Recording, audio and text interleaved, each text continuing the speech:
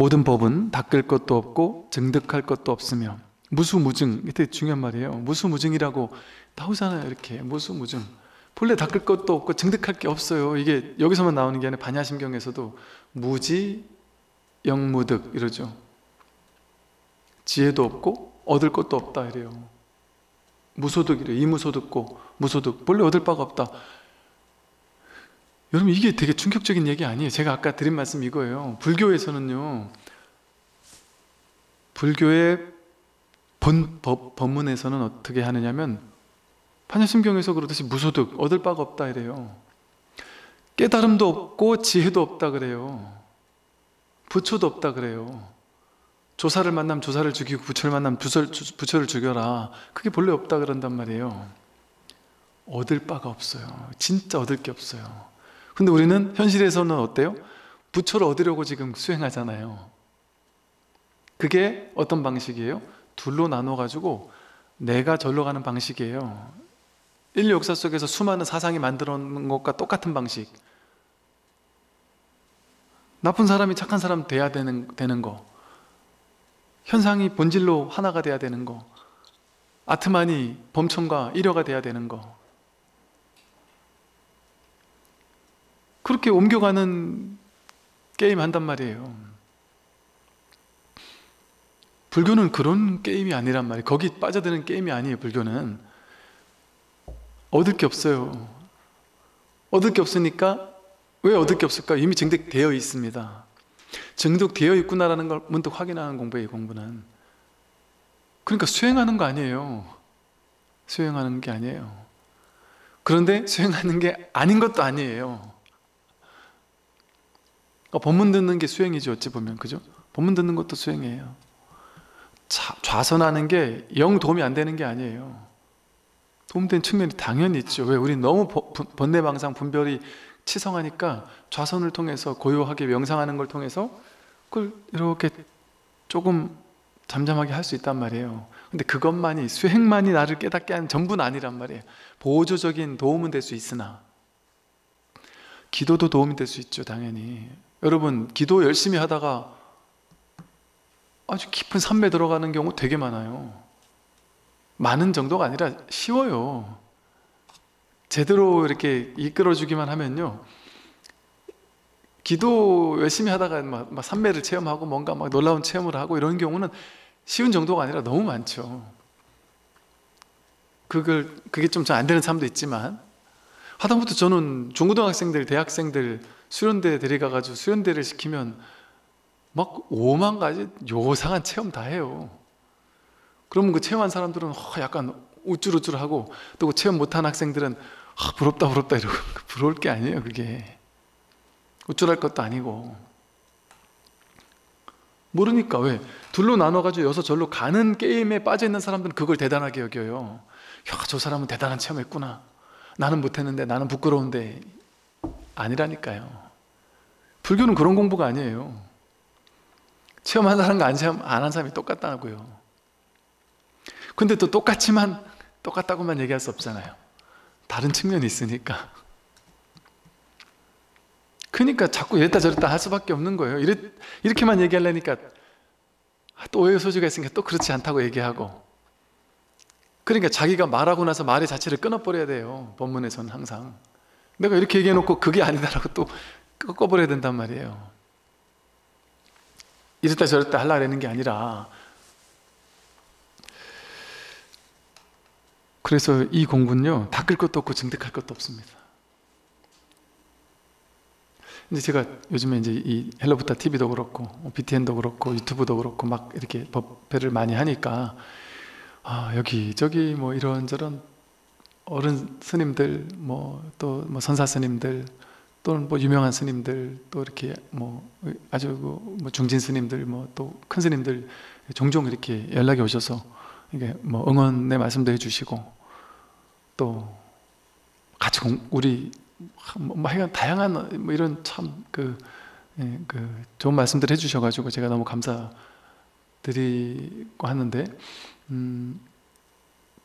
그런 스님들께서, 그 스님은 당신의 방편은 스님도 계시고, 또 당신의 방편은 다양한 방편을 쓰는 분도 계시고, 또 어떤 스님은 당신은 이제 기복적으로 이렇게 신도님들을 이끄는 분도 계셔요. 근데 그분들이 연락이 오셔서 정말 우리가 이 신도님들, 그 많은 대중들을 구제해야 되다 보니까 어쩔 수 없이 그들의 눈높이에 맞춰서 기도하고 연불하고 독경하고 이렇게 방편을 이렇게 쓰는 것을 그동안 우리 불교에서는 많이 해왔는데, 이 서운의 전공법을 가지고 이렇게 많은 사람들이 귀를 기울일 수 있다는 게 좀 신기하다. 그리고 그런 어떤 노력에 대해서 고맙다는 얘기를 하시면서 그분들이 하시는 말씀이 뭐냐면, 나도 옛날부터 벌써 우리 지인들이나 내 주변 도반들끼리만 이런 얘기를 하고 해서 공개적으로 얘기를 안 해서 그렇지, 사실은 수행할 게 없지 않느냐. 스님 하시는 말씀처럼 수행할 게 없고, 법문 듣다 깨어나는 게 막 언어대오라는 게 당연하고, 부처님도 그랬고 다 그랬고, 수행 기도 이건 당연히 방편인데 그걸 어디 가서 얘기할 수가 없었다, 그동안 분위기가. 근데 스님이 이렇게 막 나서 얘기해줘서 고맙다는 얘기를 하면서, 그렇게 돼야 되는데 그걸 우리가 그동안 못했다. 근데 이렇게 전면 스님이 그런 얘기를 먼저 해줘서 고맙다고 하면서 이렇게 응원의 말씀을 해주실 때 그 마음을 저도 알 것 같기 때문에, 그러니까 이 어른 스님들도 이런 마음들이 늘 있으셨구나. 이게 뭔가 불교가 한 단계 이제 도약을 해야 된다라는 것을 다들 마음속은 알고 계시지만, 이게 대중적이지 않다라는 것 때문에, 대중들이 이걸 이제 따라 함께 공부할 수 있을까 하는 우려 때문에 그동안 당신들도 기도하고 독경하고 수행하고 하는 이런 거 위주로 얘기할 수밖에 없었고, 또 저부터도 처음에 이런 얘기를 막 할 때는 노보살님들의 강렬한 반발을 사기도 했었죠. 대비주 하지 말고 명상법회 하자 이랬을 때 엄청 반발이 많았죠. 아주 뭐 기도를 싫어하는 이상한 스님이 왔다고 그런 얘기도 듣기도 했었고, 일각에서는 물론 많은 분도 안 그러기도 했지만,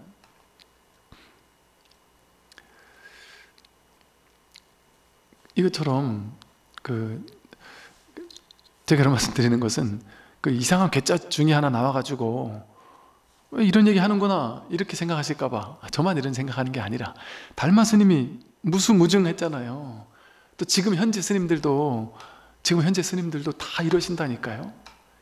이거를 중생들 입장에서 설법을 해야 되는 어떤 책무 이런 게 있다 보니까 어쩔 수 없이 이분들을 하나하나 단계별로 성장하게 만드는 입장에 계시는 분들이다 보니까 어쩔 수 없이 그 얘기 못해서 그랬지.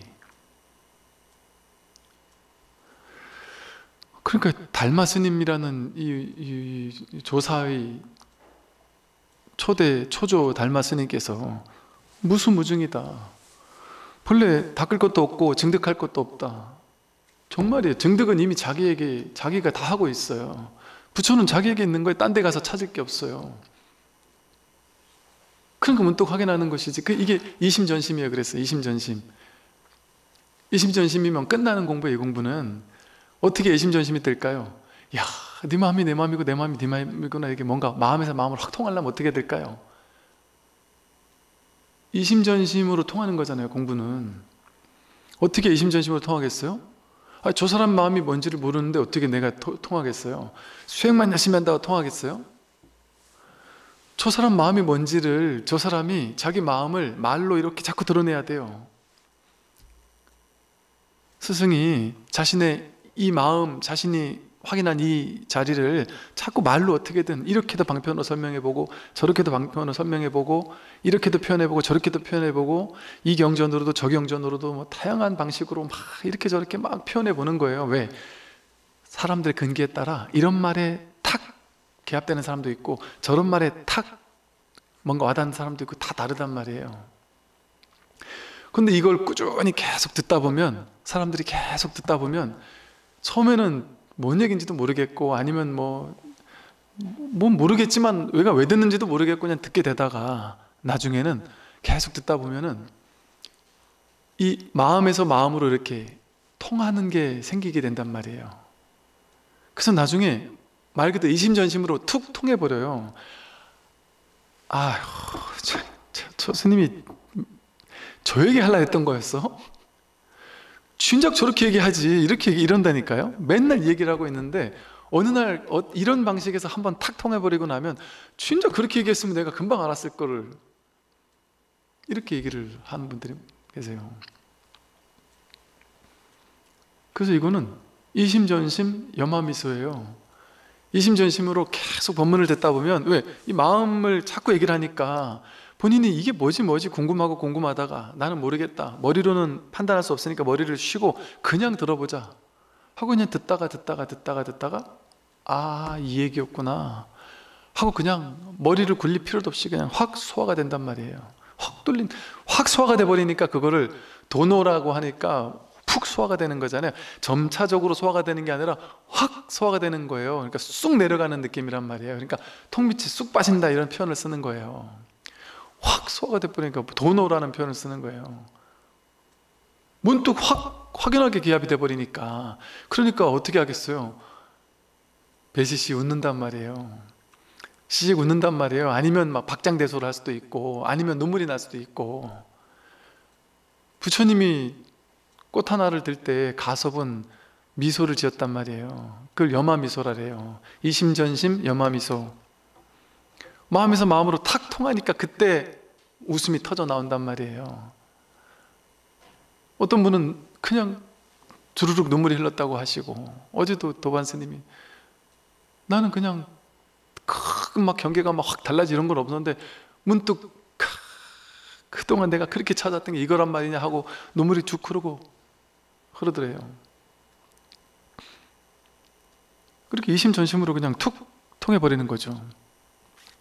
그래서 여기는 원인도 없고 결과도 없다, 무인무과.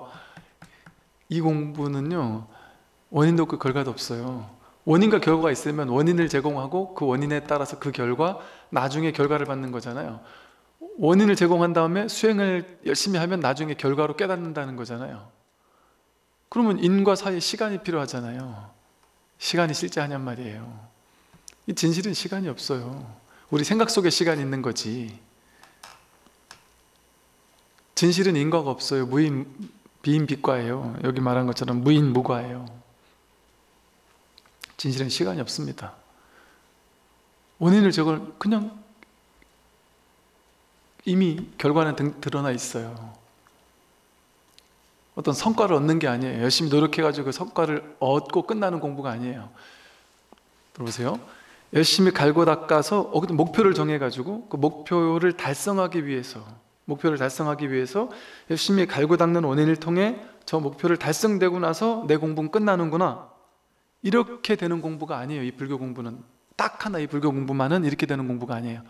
목표 달성하고 나서 끝나는 공부가 아니고요. 어떤 공부냐 하면, 목표를 향해 막 열심히 나가다가 문득 이럴 필요가 없었구나, 이미 도착했구나라는 걸 확인하는 순간 성과를 얻고 나서 끝나는 게 아니라 성과를 얻고자 하던 그 추구심이 쉬워져 버리는 거예요. 그냥 더 이상 얻을 게 없구나, 더 이상 추구할 만한 게 없었구나, 이 사실을 확인하고 끝나는 공부예요.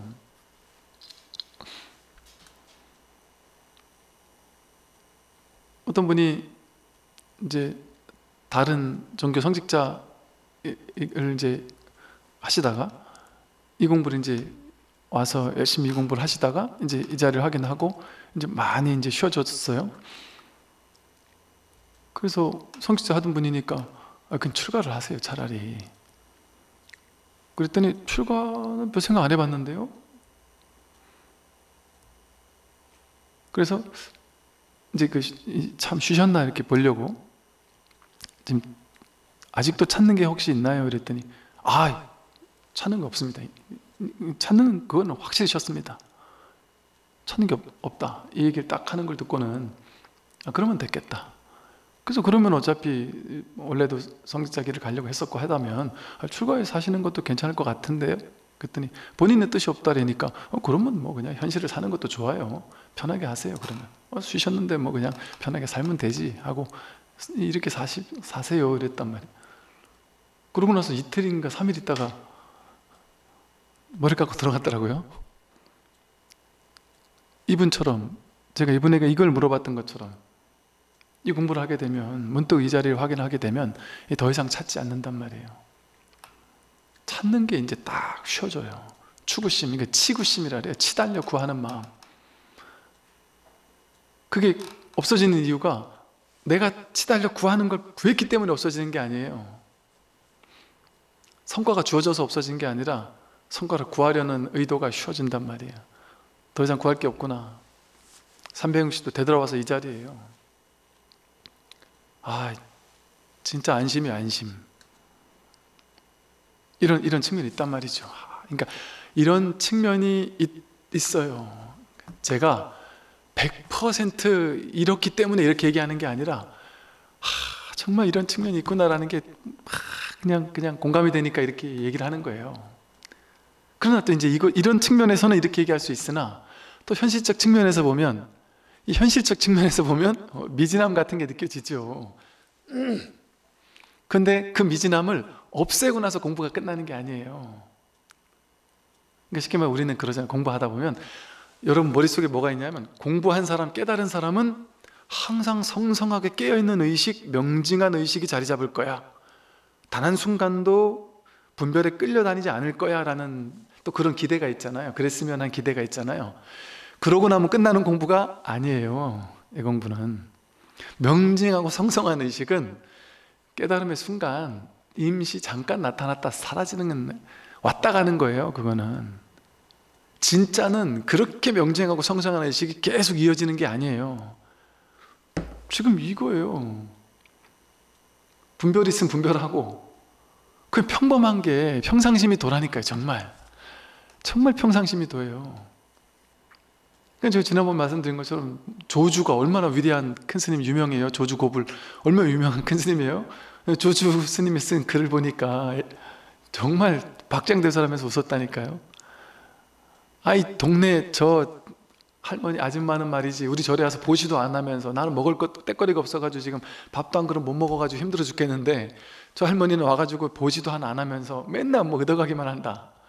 그 저 아저씨는 말이, 동네 아저씨는 우리 절 앞에 와가지고 소 여물이나 먹이면서 보시도 안 하고 간다. 몸이 힘들고 막 오늘은 잠도 안 온다고 하고 먹을 것도 좀 편하게 먹어보았으면 좋겠다고 하고 그러면 사는 거예요. 도인도 별 수 없어요. 도인이라고 해서 밥 없는데 배가 안 고파요? 항상 성성하게 깨있기 때문에 배도 안 고파요? 그런 게 도인이 아니에요. 우리는 그런 걸 자꾸 추구하는 마음 때문에 그걸 쫓아서 그렇지. 그래서 여러분 이 공부 깊이 되신 분들 어떻게 얘기하시냐면 다들 똑같아요.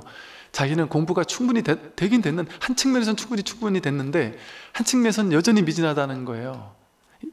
대부분 그래요. 자기의 성품 확인하고 나서 몇 년 지났다 하는 사람들 질문이 다 똑같아요.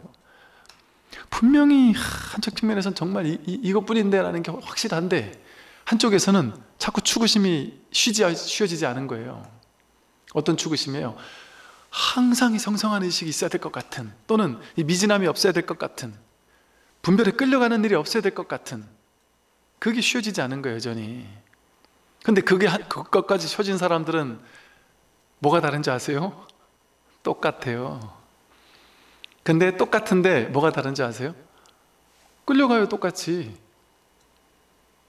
화나면 화도 내요. 질투하면 질투도 해요.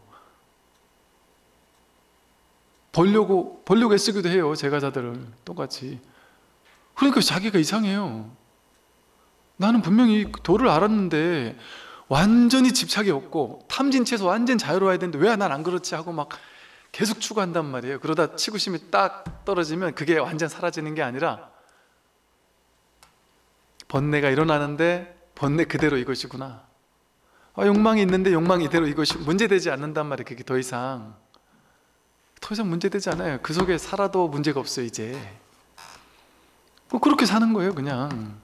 그러면 아무 문제가 없어요. 더 이상 추구하지 않아요. 이게 끝이구나라는 걸 아니까. 그러니까 진짜 쉬워지는 거죠. 이 치달려 구하는 마음을 정말 쉴 수 있느냐. 모르겠어요. 이런 말까지도 여기서 해야 되나는 모르겠지만 공부가 그렇게 이루어진다는 것이죠. 그래서 원인도 없고 결과도 없어요. 이 공부는 이미 다 돼 있는 거예요. 부처는 계를 지킬 것도 없고 닦을 선도 없고. 부처가 계를 뭘 지켜요? 계율이랄 게 따로 없는데. 부처는 계를 어겨도 부처를 지킨 거예요. 계율을 지킨 거예요. 부처라고 나쁜 짓 안 할까요? 할 수도 있죠. 우리가 보기에 나쁜 짓 할 수도 있죠. 잘못된 판단 안 할까요? 우리가 보기에 잘못된 판단 할 수도 있죠. 부처님이 지금 계신다면 선거 때 투표 안 하겠어요? 투표해야 돼요. 부처님도 호불호가 있죠. 당연히 1번이 찍을지 2번 찍을지 당신 생각 있으시죠. 그럼 부처님이 1번 찍었는데 예를 들어 2번이 당선됐다. 그러면 부처님이 잘못된 판단한 걸까요? 국민의 반은 2번이고 반은 1번인데 부처님 그 중에 하나를 찍었으면 반은 부처님 싫어하겠네요? 그럼 반은 부처님이 판단 미스라고 생각할 거 아니에요. 부처님은 올바른 판단도 못하는 분이구나 라고 생각할 거 아니에요. 일반인들 보기에는 부처님도 옳고 그르고 다를 수 있다고 생각한단 말이에요. 제가 어릴 때 나름 공부가 많이 된 큰 스님이라고 느낀 분이었는데 그 절에 가서 이제 보니까 그 스님이 신도님들하고 이렇게 약간 이제 스님은 이렇게 하자고 하는데 신도님들은 이렇게 하자고 하는 거예요. 근데 제가 가만히 듣기에는 신도님들 말이 맞는 것 같아. 그 신도님 몇 분 계셨는데 그분들 말이 맞는 것 같아. 이 스님이 조금 안목이 옛날 안목인 것 같아요. 요즘 분위기엔 이게 맞는데 싶더라고요. 제가 보기에는. 근데 이 스님은 아니라면서 이거를 얘기를 하시더라고요. 그때는 큰 스님이 안목이 없는데? 이런 생각을 했어요. 왜? 그때는 제 머릿속에 큰 스님이면 뭐든지 다 한다고 생각했어요. 완벽하게 세속일까지 다 한다 이렇게 생각했어요. 어떻게 세속일까지 다 알아요? 세속적인 연구야 카이스트 공대 나온 연구원들이 그 분야는 더 알지 부처님이 더 잘 알겠어요? 정정스님이 더 아시겠어요? 연구원들이 더 많이 아는 게 맞죠. 세간적인 지식, 지혜는 모르죠. 그 모든 것을 아우르는 반야 지혜를 아는 것이지 세간지는 모르는 거예요. 분별지는 무분별지를 아는 것이지. 그래서 부처는 계를 지킬 것도 없고 닦을 선도 없고 지을 악도 없어요. 선악이라는 게 따로 없어요. 부처에게는 본래 선악이라는 게 따로 없어요. 지을 악도 없고요. 정진할 것도 없어요. 부처님은. 그러나 게으르지도 않아요. 정진할 것도 없고 게으름도 없다. 정말 그래요.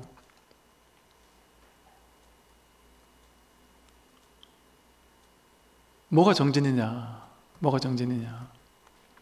겉으로 봐서는 게으른데 그게 진짜 정진일 수 있어요. 그러니까 황벽 스님이 임재 스님이 스님들이 뭐 하나 이렇게 내려가 봤더니 임재 스님이 선방 한쪽 구석에서 자고 있는 거예요. 코를 드르릉 그러면서 자고 있어요. 그 임재 스님을 툭툭 쳤더니 임재 스님이 눈을 이렇게 떠서 쳐다보더니 다시 자고 있어요. 근데 그 밑에 이렇게 또 내려갔더니 어떤 수자가 이렇게 딱 꼿꼿하게 앉아가지고 참선하고 있는 거예요. 그 수사를 툭툭 치고서는 그 수자한테 그래요. 야, 저 임재는 저렇게 열심히 정진하고 있는데 넌 이렇게 공부도 안 하고 이러고 있느냐 이런단 말이에요. 오히려 수자는 공부하고 있는데 임재는 자고 있는데 저 열심히 정진하고 있다 그랬단 말이에요. 임재는 이 사람은 딱 앉아가 좌선하고 있는데 공부 안 하고 있다 그랬단 말이에요. 누가 정진하는 거고 누가 게으른 거예요? 황벽 스님의 안목에 봐서 봤을 때 임재 스님이 잠자고 있지만 게으른 게 아니라 정진하고 있는 거란 말이에요. 이분은 꼿꼿하게 앉아있지만 이게 게으른 걸 수 있단 말이에요. 그게 둘이 아니에요. 그러니까 많은 분들이 그러세요. 옛날에는 제가 매일 기도를 하루에 3시간씩 했는데 많이 할 때만 5시간씩 해가지고 집안일도 잘 안 하면서 기도를 했고 남편 자식 뒷바라지도 오히려 그건 두 번째 일이고 첫 번째로 기도부터 했다. 그 어떤 날은 기도하느라고 청소를 놓친 날도 있고 그렇다. 근데 이제 이 법문 듣기 시작하면서부터 기도를 끊어버렸다. 내가 30년 해오던 기도를 끊어버렸다. 그리고 그냥 법문만 듣다 보니까 한 6개월 가더래요. 그 찜찜함이. 그러니까 기도를 안 한다는 거에 대한 어떤 약간 죄책감 내지는, 이 기도를 안 하는 거에 대한 이 무기력감, 내가 이래도 되겠나? 이러면 부처님께 좀 누가 되지 않을까 내지는 이런 거 있잖아요. 근데 기도를 하고 나면 왠지 모르게 그날은 뿌듯하대요. 항상 그래왔대요. 옛날에는 기도를 못한 날은 좀 찜찜하지만 기도를 했으면 뭔가 모르게 든든하고 이런 게 있었다는 거죠. 근데 기도를 끝 안 하고서 법만 들으니까 뭔가 자꾸 죄의식, 기도를 해야 될 것 같고 기도를 안 하면 내가 뭔가 잘못하는 것 같고 이러더라는 거죠. 지금 어떠세요? 그때 그분이 말할 필요가 없다. 완전히 사라졌다. 그거는 뭐 완벽하게 사라졌다. 그건 사라져요. 그건 완벽하게 사라져요. 그런다고 그분이 게으르게 사는 게 아니에요. 대충 사는 것도 아니에요. 집안일도 더 열심히 하고 법문도 더 열심히 듣고 더 깨어 있어요. 말 그대로 삿띠가 저절로 된단 말이에요. 저절로 깨어 있어요. 매 순간. 이 수본진심 뭐 제일 정진이다 이런 말이 있어요. 자기 본마음, 분별을 끌려다니지 않고 이 본마음을 지키는 거, 이게 진짜 정진이거든요. 이 자기 본래 마음 여기에 늘 있고 분별을 끌려가지 않는 거, 이게 제일 정진이에요. 그런데 우리는 공부할 때 법문을 듣는 이유는 뭐겠어요? 이 본마음이 뭔지를 확인하려는 그 간절함으로 법문 듣는 거잖아요. 누워서 법문 들어도 그게 정진하고 있는 거라니까요. 귀에다 이어폰 꽂고 산행하면서 법문 듣는 거, 그게 제일 정진이라니까요. 오래 정진하고 있는 거예요. 그게 잠들면서까지도 내가 법문 듣다가 잠드는 것도 정진이란 말이에요. 왜? 늘 이 마음 하나를 깨치겠다는, 이 마음 하나가 뭔지를 확인하겠다는 그 마음이잖아요. 소를 키울 때는 이 자리를 확인했다면 이 자리에는 자꾸 어떻게 내가 지키고 익숙하고 지키려고 하고 보호하려고 하고, 또 분별은 어떻게든 자꾸 내가 이제 낯설어지고 분별에 힘을 주지 않으려고 나름 노력하는 시간들을 보낸단 말이에요. 그건 일상 가운데 이루어져요. 일상 가운데. 일상과 수행이 정말 둘이 아니에요. 수행체에서만 수행한다, 그거는 진짜 하근기 수행이에요. 하근기 수행. 정말로 삶이 공부처가 돼요. 따로 선빵이 없어요. 지금 우리가 그러고 있는 거 아니에요, 여러분들? 일상생활이 그대로 공부처고 그대로 선빵이에요. 그러니까 이 공부를 제가 하다 보니까 저도 옛날하고 많이 달라지는 게, 기존에는 공부를 가르치려면 어떻게 했어야 되냐면, 일단 하드웨어, 큰 법당을 져야 돼요. 그리고 큰 법당을 한 군데만 지면 안 되고 서울, 대전, 대구, 부산 큰 법당을 다 져야 돼요. 그곳을 돌아다니면서 법회를 해야 돼요. 왜? 모여가지고 법문 듣는 것밖에 없었으니까. 그러니까 불사를 해야 돼요. 불사비 내십시오 해가지고 불사비를 걷어서 그걸로 이걸 져야 돼요. 크게. 그래야만 사람들을 어떻게든 포교할 수 있었으니까. 그런데 이제 지금의 시대는 너무 좋은 시대예요. 이게 정말 우리 부처님 가르치면 정말 너무 좋은 시대인 게, 비용 절감이 완벽하게 돼요. 이 절을 질 필요가 없어요. 이제는, 지금 시대는. 지금 뭐 어떤 분들은 그래요. 이제 저희 절에 와 보고서는, 제 후배 스님들도 그렇고 와 보고서는 어떤 분들은 스님 정도면은 절을 좀 크게 짓고 법당도 좀 크게 짓고, 그러셔야지, 여기 너무 좁은데 이런 데서 이렇게 계시는 거니까 좀 안쓰럽네요, 막 이렇게 얘기하는 분들이 계세요. 이건 본인 생각이고 안쓰러울 게 없어요. 진짜 딱 그 느낌이에요. 유마거사의 방장은 몇 평 안 되는 좁은 자기 방이거든요. 근데 그 좁은 방인데 그 방장 안에 수만의 보살들이 막 운집해서 법문을 듣고, 수많은 제가자들이 막 그냥 수만 명의 천상의 신들이 와가지고 법문을 듣는다 그래요. 그런데도 불구하고 텅텅 비고 막 널찍널찍하게 앉아가지고도 자리가 남는다, 이런 얘기를 하거든요. 그 좁은 방장실이 그렇게 많은 공부인들이 와서 법문을 듣고도 자리가 남는다 이런 표현을 써요. 그 작은 포교당에 그 주상복합 아파트 한 층의 작은 포교당에서 법회를 하지만 그 실시간으로 전국 전 세계 모든 곳에 있는 사람들이 마음만 내면 늘 들을 수 있고, 그때 못 들으면 뭐 하루 이틀 있다가도 들을 수 있고, 몇만 명이 들을 수 있으면 제가 가만히 생각해 보니까 어마어마한 비용 절감이에요. 한 5만 명이 법문을 들으려면 옛날 같으면 큰 법당을 한 수십 개는 지어야 되잖아요. 몇만 명이 들으려면. 그 돈이 얼마나 들겠어요. 그것도 스님들이 막 그걸 다 다니면서 법문을 해야 되잖아요. 기껏해야 100명, 200명, 300명 법문하면서. 근데 이제는 그럴 필요가 없는 시대가 됐어요. 그러니까 뭐 인연이 모여가지고 모이면 그냥 좀 더 좋은 여건으로 할 수도 있겠지만, 막 굳이 막 이제 옛날같이 그렇게 할 필요는 없단 말이죠. 억지로 뭐 불사비를 모으고 막 이럴 필요는 없단 말이죠. 조금씩 모여가지고 나중에 인연 따라 뭐 좀 늘릴 수 있어도 좋고 뭐 이럴 수 있지만, 이게 굳이 필요한 건 아닐 수 있구나. 이게 이렇게 좋은 시대구나 지금이. 그러니까 내가 이렇게 좋은 시대에 태어나서 이렇게 좋은 정말 그 혜택을 받고 있구나, 그런 느낌이 많이 들거든요. 그러니까 이건 지금 진짜 뭐랄까 이제 시공 이런 걸 초월하는 이런 시대예요. 진짜 이게 무량광 아니에요? 시간을 넘어서고 공간을 넘어서서 우리는 언제나 연결될 수 있잖아요. 이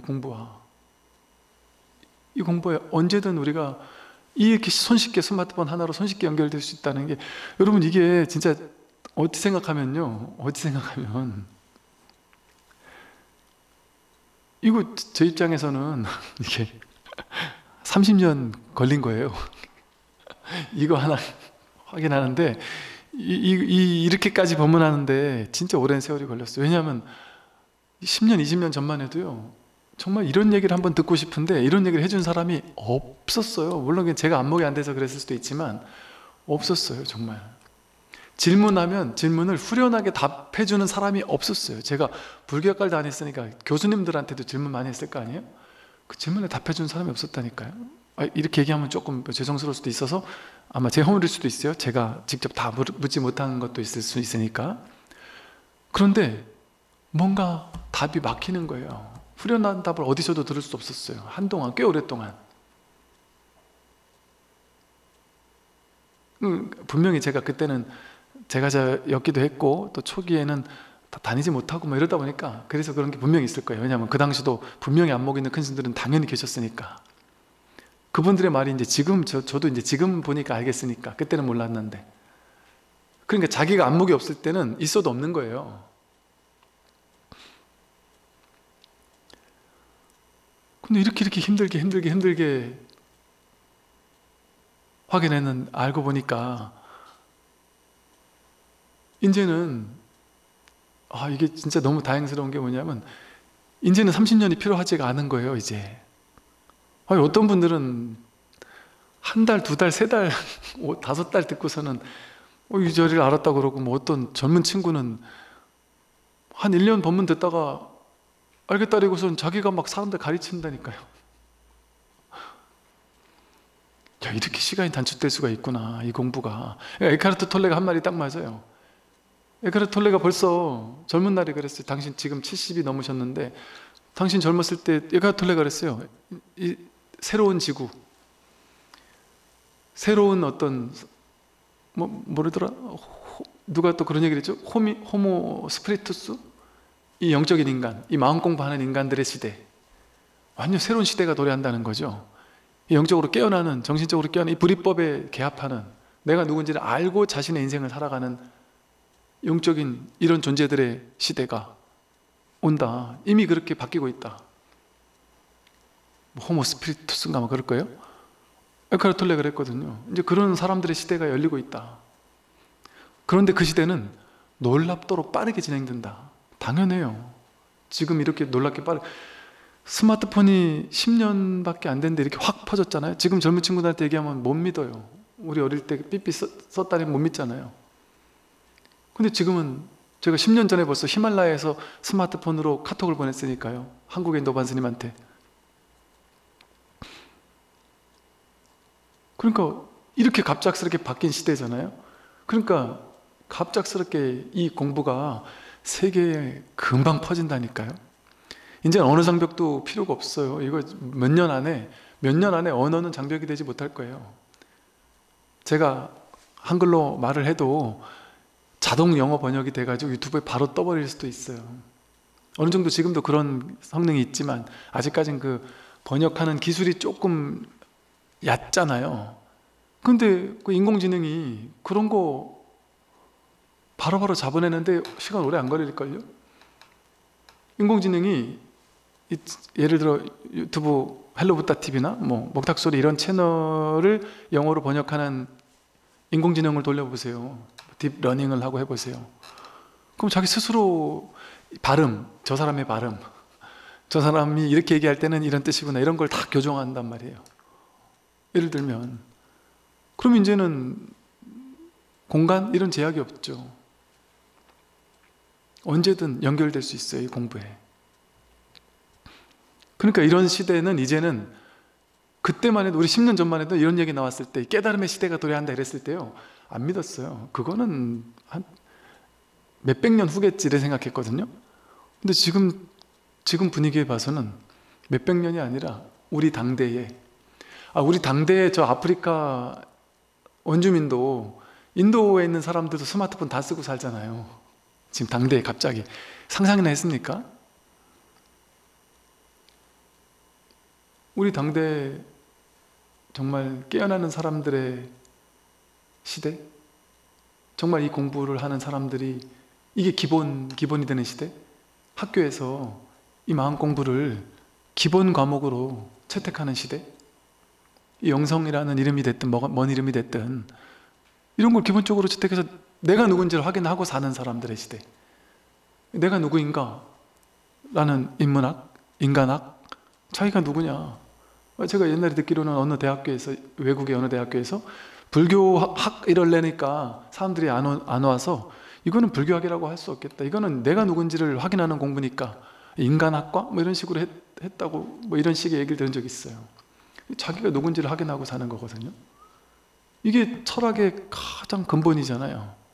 종교의 근본이고 영성의 근본이고, 이 철학이 바탕이 되어가지고 세상이 이렇게 발전한 거 아니에요? 그 철학의 근본이 이건데요. 그러니까 이 공부는 모든 것의 뼈대가 되는, 근본이 되는, 뿌리가 되는 공부거든요. 뭐 서양 철학의 아버지 뭐 이런 얘기도 하고, 예를 들어 뭐 플라톤의 무슨 이데아 사상인 이런 게 모든 철학이나 이 현대 뭐 학문이나 뭐 이런 모든 것의 근본이 됐다거든요.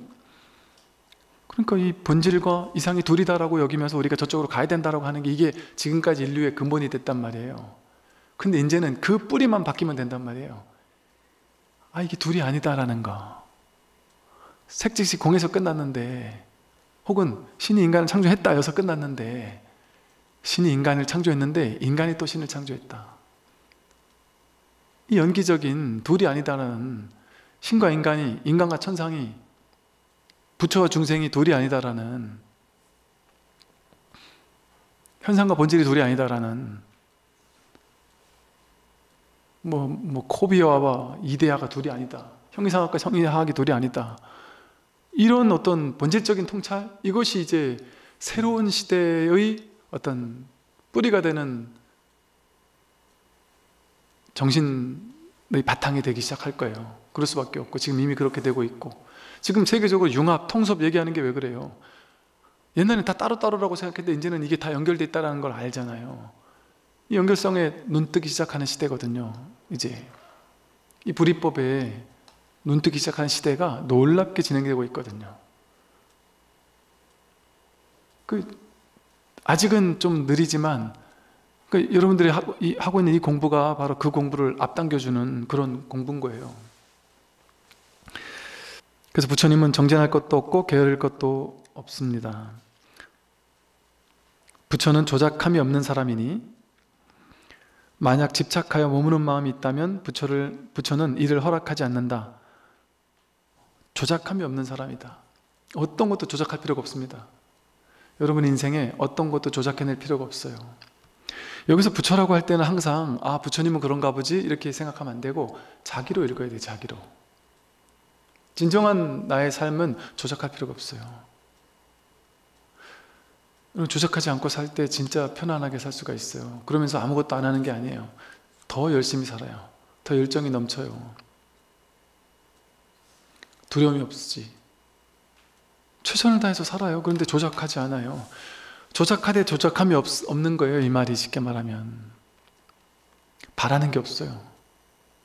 그런데 바라는 게 완전히 없는 건 아니에요. 바라는 게 있는데 거기에 대한 결과에 대한 집착이 없어요. 그게 조작함이 없는 거예요. 그러니까 내가 원하는 삶을 최선을 다해서 살아요. 그런데 돼도 좋고 안 돼도 좋다는 걸 알아요. 될 수도 있고 안 될 수도 있다는 걸 알고, 그러나 언제나 나에게는 최선의 결과만 일어난다는 걸 알아요. 근데 그게 최선인지 아닌지 내 머리로는 알 수 없다는 것조차 알아요. 겉으로 봤을 땐 최선이 아닌 것처럼, 내 생각으로는 최선이 이건데 겉으로 봤을 땐 최선이 아닌 것 같은 결과가 벌어졌지만, 근데 근원에서는 알아요. 그것이 최선이니까 일어났구나. 내가 아직 모르고 있을 뿐이구나. 모를 뿐이에요. 삶이 그대로 진실이라는 사실을 깨닫기 때문에 삶의 모든 걸 맡겨요. 티끌 하나도 내가 할 수 있는 게 없어요. 내가 하는 게 아니에요. 나라는 게 본래 없기 때문에. 우주 법계가 하는 거예요. 이 모두가. 그럼 내가 거기 개입할 필요가 없어요. 내가 내 인생 잘 살아야 된다, 못 살아야 된다, 시비 걸 필요가 없어요. 법계가 살아요. 법계가 알아서. 법계가 동의하지 않으면 내가 밥 한 공기도 먹을 수 없어요. 물 한 모금 마실 수 없습니다. 내가 만약에 부자가 됐다면 내가 잘 살아서 내가 능력 있어 부자가 된 게 아니에요. 법계가 거기 동의한 거예요. 그 인연이, 시절 인연이 왔기 때문에 내가 부자가 될 수 있었던 것이고, 내가 가난하면 나는 그게 아직 안 온 거예요. 근데 우리는 그걸 모르니까, 저놈과 내가 옛날에 경쟁자였는데 쟤는 부자가 됐는데 나는 안 됐다. 그러면 비교해서 괴롭다고 생각해요. 쟤는 시절 인연이, 자기 복이, 자기 업이 그렇게 된 거예요. 저 캐릭터는. 나는 그 복이 아직 안 온 거예요. 올지 안 올지 나는 모르는 거예요. 금생이 올지 안 올지. 그러니까 아예 비교 대상이 아니에요. 이 우주에 나와 비교할 수 있는 대상은 없어요. 아예. 그 누구한테 비교할 필요가 없어요. 그럼 아프리카에 다 죽어간 아이들이 우리나라의 부자와 비교하면서 비참해할까요? 비참하지 않죠. 비교 대상이 아니에요. 그 누구도 나의 비교 대상은 없습니다. 그러니까 애초에 비교하는 마음, 분별하는 마음을 내려놔요. 포기해버려요. 그러니까 지금 여기에서 이렇게 사는 거예요. 내가 잘 산다, 내가 못 산다 이런 게 없어요. 조작이 없어요.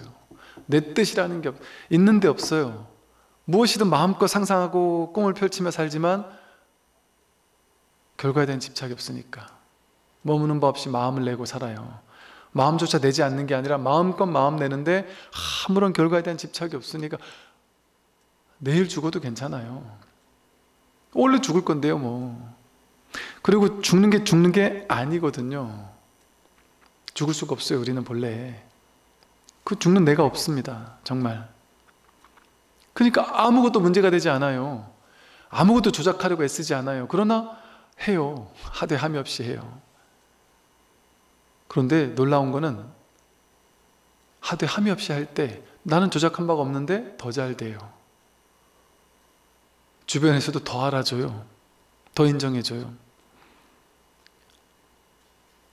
법계가 될 거는 알아서 되게 해줘요. 안 될 건 알아서 안 되게 해줘요. 그러니까 나는 그냥 흐름을 타고 가는 거예요. 부처님 말씀하셨듯이 강물에 떠가는 마른 통나무처럼 힘을 빼고 다만 흐르기만 해라. 그냥 흐를 뿐이에요.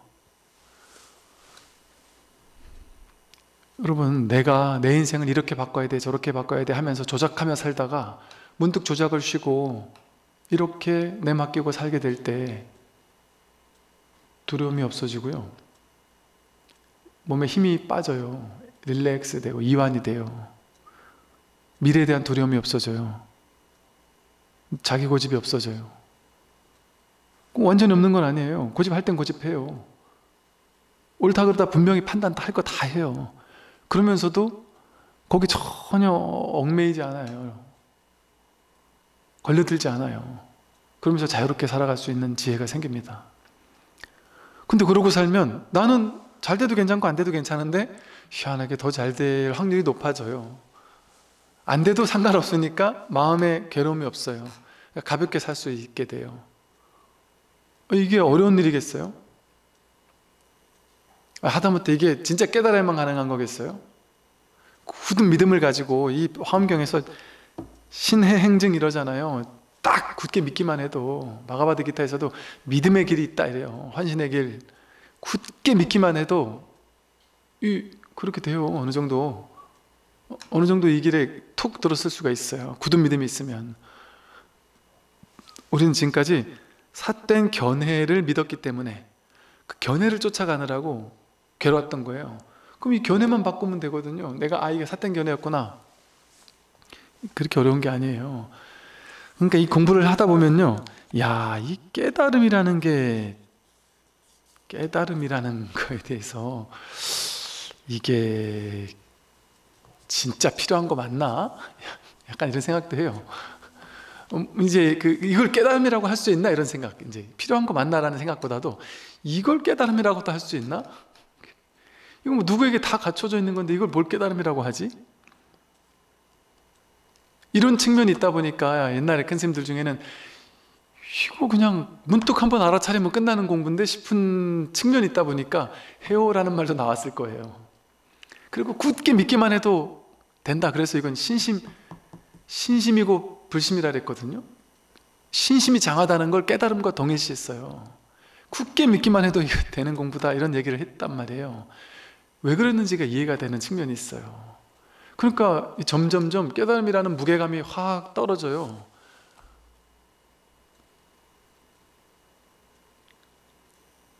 일체 중생이 그대로 부처구나. 자기를 내가 깨달았다, 우월감 이런 게 있을 수가 없어요. 다 깨달았기 때문에, 아무것도 아니기 때문에 이게 나한테만 있는 거래야 좋죠. 그러니까 에고는 절망해요. 이 자리를 확인하고 나면 에고는 이 자리를 확인하는 가까이 근처 갈 때까지도 에고는 계속해서 절망해요. 아상이 기분 나빠요. 이거는 내가 깨닫고 나서 나만 대단한 사람이 되고 싶었는데 아상 입장에서는 이거는 그게 절망, 무너진단 말이에요. 내가 깨달아서 위대한 사람이 되는 게 아니라 그런 일이 사라지는 공부예요. 그게 진짜 하심이거든요. 오늘 여기까지 말씀드리도록 하겠습니다. 수고하십시오.